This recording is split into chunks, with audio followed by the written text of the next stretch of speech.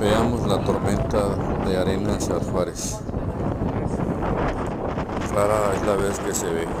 Cada 6 años se llega a ver. Muchos dicen que se ve por la sequía que está pasando a nivel mundial. Cruzando la avenida de las Torres en la ciudad de Juárez, Chihuahua.